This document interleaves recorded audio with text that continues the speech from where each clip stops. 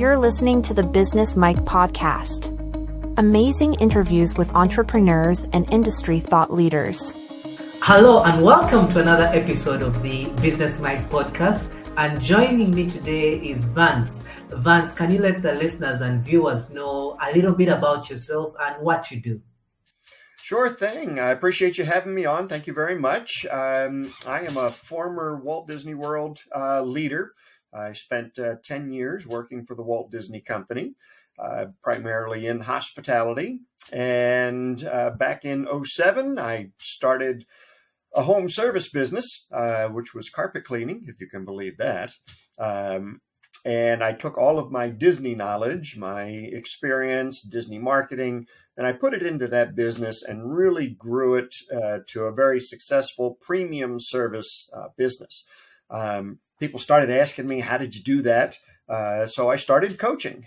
So now I coach and consult with small businesses on how to create Disney-style experiences for your customers and how to market them, and most importantly, how to command premium prices just like Disney does. Yeah, and that's exactly why I wanted to bring you on the show, just to learn about the experience and some of those skills that you learned at Disney and how you transferred them into your personal business. But to start with, let's start with the Disney bit of it. What are some of the key things that you learned from the CX point of view that maybe our listeners can learn from? Because I'm sure everyone watching and listening is familiar with Disney, but I'm not sure that they appreciate 100% what goes on behind the scenes in preparation for the experience that we have at the front end. So what insights can you share with us in as far as how Disney views its CX from behind the curtain, so to speak? Sure thing. Great question. And, it really starts with the hiring process. And Disney hires people with a heart for service. So it's not a aptitude skill that they are always hiring for, but do they really have a heart for service? Are they looking to really make somebody's day? So it really starts with the hiring process. The big thing that I learned at Disney, especially when it comes to delivering the customer experience and delivering it consistently, is that everything there is run on systems. There is a process and a system for everything there. You want to change a bus tire, there's a system. You want to carry a tray in a restaurant, there's a system. There's a process for how to answer the telephone, so that every guest, when they call in, gets the same answer when they call in on the telephone. And this is something that we can do in our own businesses. A lot of times you'll hear people answer the phone, thank you for calling Dave's Insurance. How can I help you? And it's very boring and mundane and, not very memorable. But if you called, I had a client who's a big rock and roll fan, and he was an insurance agent. And he got his team to start answering the phone like, thank you for calling Dave's Allstate, the agency that rocks. Now, it sounds a little corny, I get it, but answering the phone that way does a couple of things. And your marketing's designed to do two things: repel the people you don't want to do business with and attract the people you do want to do business with. So just by answering the phone that way, they're able to sift, sort, and screen out anybody who wouldn't make a great customer. So Disney's really figured out how to take all of those boring, mundane, everyday things that we have to do to keep the business up and running. They've just figured out a way to create an experience out of each one of those touch points. Yeah, absolutely. And now with that experience, of course, I'm trying to put myself in your shoes, having retired from Disney and now you're starting your own business. Your business is very relatable in that it's one that many people understand. It's pretty straightforward. So with the example of the phone call, I get the image there. You also talked about the hiring. But beyond that, especially when you're trying to scale and now controlling different parts of the business becomes a bit tricky. How then do you incorporate the CX that you've been telling us? Because in most cases, when people start their own businesses, they are the face of the business. And so, of course, the customer experience will be excellent. But as it grows and expands, it becomes a bit more difficult. So how do you then scale it to have the same effect as Disney on a much smaller budget, so to speak? Sure. And, and it really doesn't cost anything to do it the way Disney does it. It is all about relaying and communicating your expectations and creating what I call a script for everybody to follow, and then following up with and inspecting your employees to see if they're actually running the script. So I mentioned I own a carpet cleaning business. I've had it for 17 years. And to this day, I don't even work 90 minutes a week in that business because I have systems and processes in place, and I have a general manager who's going to manage those processes, which gives me the freedom to do what I want to do. Now, let me give you an example. This might help. So one of the boring and mundane things that a carpet cleaner has to do is get into the home. Okay, the only way we can do our service is if we get into the house. So I've created a script, an experience on how the technicians are supposed to enter the home. And it starts like this. So they park in the street. They don't park in the driveway because, God forbid, we've got an oil leak. Now there's something else we need to clean up. He gets out of his van in a clean, crisp uniform because he carries extra uniforms with him in case he gets dirty on the job beforehand. He carries a special rug, a little gift in his tool bag. He goes up to the front door. He lays down his doormat, and he knocks on the door. He doesn't ring the bell because salespeople ring the bell. Friends knock. He takes 2 steps back from the screen door, and Mrs. McGillicuddy, the customer, answers the door.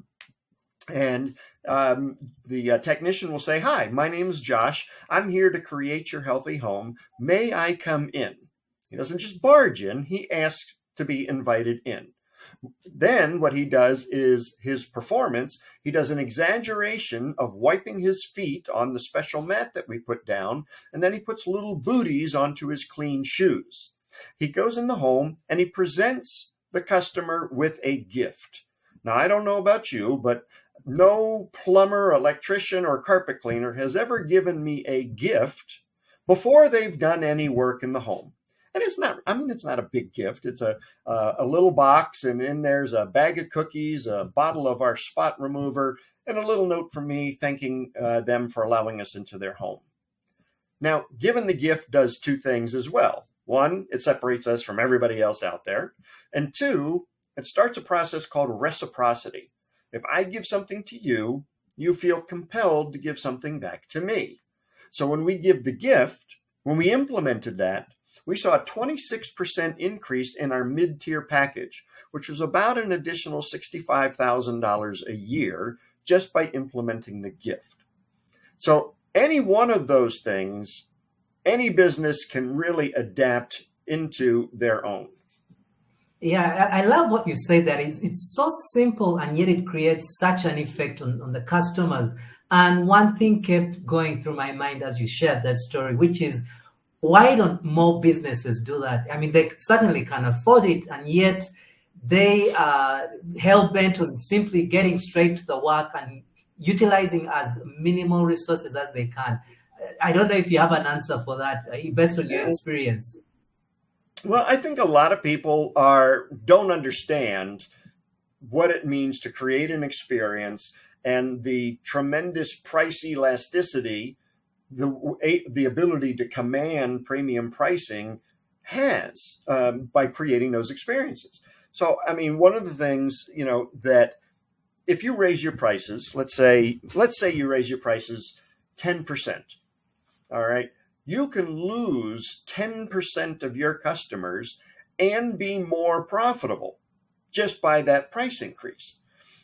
Also, so think about that. If you're working with less customers, now you have less wear and tear on your employees, less wear and tear on your building or on your vehicle.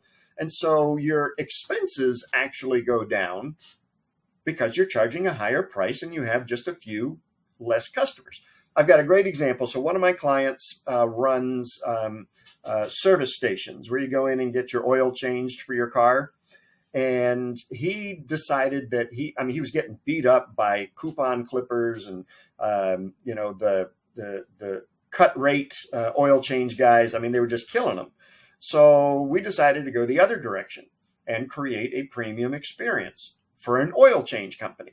And it looked something like this. We actually designed it to look like a 1950s style gas station where 4 guys run out and they've got little bow ties on and little white gloves, and one guy squeegees your windshield, the other guy checks your air pressure and your tires, and then they escort you into the waiting room. And there's not 3-day-old stale coffee. There's actually a barista in the waiting room waiting to make your favorite coffee drink. Now, my client charges 50% more than any of his closest competitors. 50%. And he's had a 4 to 5x return to his bottom line. Now, when he raised his prices that much, yes, he lost a few customers, but he still has a line out the door for people wanting to experience that level of oil change. His employees are staying longer because they don't have to work as hard. They're not pumping 25 or 30 cars through a day. Now they only have to do 15 to 18 cars a day to make the same amount. He's got less wear and tear on his building, less wear and tear on his equipment. So he is by far a lot more profitable by being able to command a higher price and deliver that experience. No, that's quite impressive. And I'm curious as to how, when you're helping your various clients, you just spoke about someone in that particular industry and the various services or products that people sell. So when you're helping your clients, how do you normally do it in terms of, do you go through a journey map with them? Do you ask them to describe what their business is? Because I'm trying to find out how you identify the pain points or the areas where to create a unique experience based on their business. How do you normally go about that? Sure, that's a great question. So what we look at is the entire customer journey. So we map out where every point that a customer comes in contact with your business, we create a point there. And then we look at, okay, what happens when the customer does this? So what happens when the customer walks in your front door? And you describe the experience. And you do that for every single thing in your business, whether it's a marketing piece, your website, the thank you card at the end of the experience. Map out the whole thing, every touch point. And then look at each one of those touch points and ask yourself, or better yet, if you have a team, ask your team, how can we make it better? So Walt Disney called it plussing, constant process improvement, constantly getting better. So you ask yourself, how can we plus the show? And you brainstorm, and no filter, no limitations, just brainstorm. How could we possibly make this better? And you're going to have one person come up with an idea and say, hey, look, the coffee in our waiting room is really bad. What can we do? Okay, well, we can get fresh coffee. Great. How do we make that better? Oh, we can get one of those fancy machines and the customers can make their own coffee. Great. How do we make that better? Well, I guess we could make it like a coffee shop and actually have a barista in. So if you constantly ask that question, how can we make it better? How can we do it better? You're going to get to a point where you've actually created a unique experience for your business. And then you monetize it. And if you look at it and then come back to it in, say, 6 or 12 months. And so let's go back to the in-office or the waiting room experience. Okay, now we've got a barista. Great. So in 12 months, let's revisit it. Say, how can we make the experience even better? Maybe you'll come up with something. Maybe you won't. That's okay. But at least you thought about it. At least you had a little brainstorming session. And then you revisit it again in 6 or 12 more months. And then maybe there's going to be something new on the market that you're going to want to put in your waiting room. Yeah, massage chairs or something. I don't know. Right.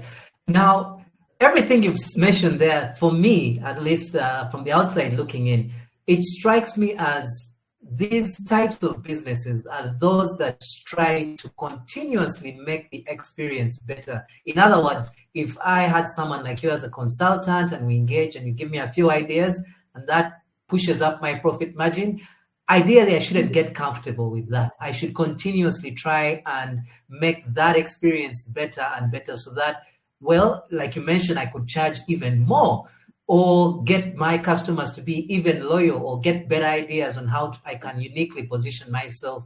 And I think that's something for me, at least personally, that's a key takeaway for anyone in a business to continuously try and push the boundaries of making the experience better. And I think that's where many of the big corporations go wrong, especially if they have a spike in profits. They say, well, if it ain't broke, don't fix it. And I don't know if that's your experience, trying to push them to,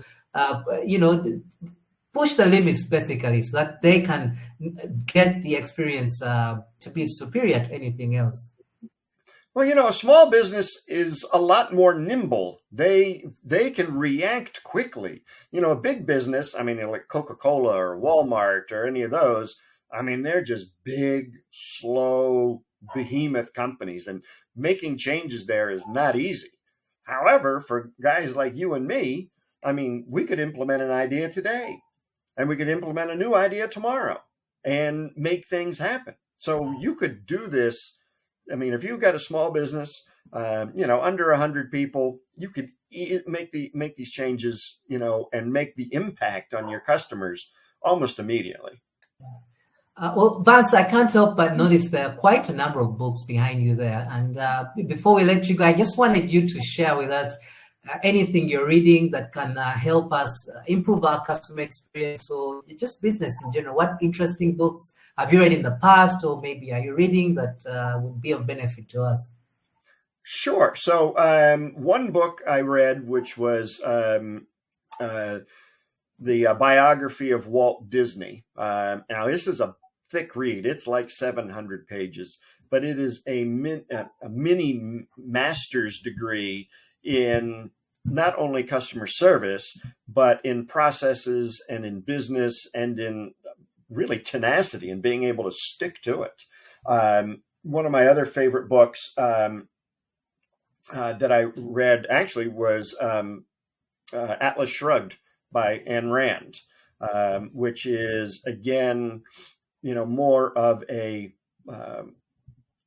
description of us as business people, and that, we shouldn't be sometimes, at least here in the U.S., a lot of times business people, business owners are not cast in a great light. Oh, they're evil, they're business owners, they're making profit, they shouldn't make profit, yada, yada.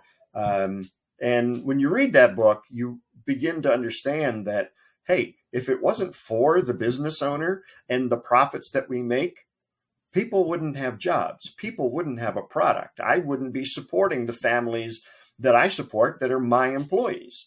So we should, as business owners, be ecstatic about the profits we make, because and the more money we can make, the more people we can help. So it's a great book if you haven't read it. Fantastic. And any parting words of wisdom for anyone that is either practicing customer experience or a business owner, something that they can take away from our conversation today? Yeah, I'm not a big fan of sayings and quotes and things like that, but I have one, and it's, you won't profit unless you implement. So take an idea from today's recording, whatever you heard, take one thing and try to figure out how to adapt it to your business and then implement it. Take action, because without action, you're just going to be, you're going to be right where you are, no further ahead. Yeah, thank you for that. And lastly, how can anyone that wants to get in touch with you reach out? Do you have a website? Are you on LinkedIn? Any spaces out there where we can find you? Sure, yeah. My website is deliverservicenow.com. You can actually download a free copy of my book from the website. So if you'd like to grab Systematic Magic, which is my flagship book, you can do it there. And yes, you can find me on LinkedIn, Vance Morris. I think there's only one of me, at least with the Disney stuff. So, but yeah, the website or LinkedIn would be great. All right. Thank you for that. I'll certainly put those in the link below. And thank you once again for sharing everything that you have today. I've learned quite a bit. Normally, when I have these conversations, they are from the perspective of the management and senior leadership team in large corporations. So seeing and hearing from you from that perspective of small to medium enterprise businesses is very, very helpful. So thank you so much, Vance.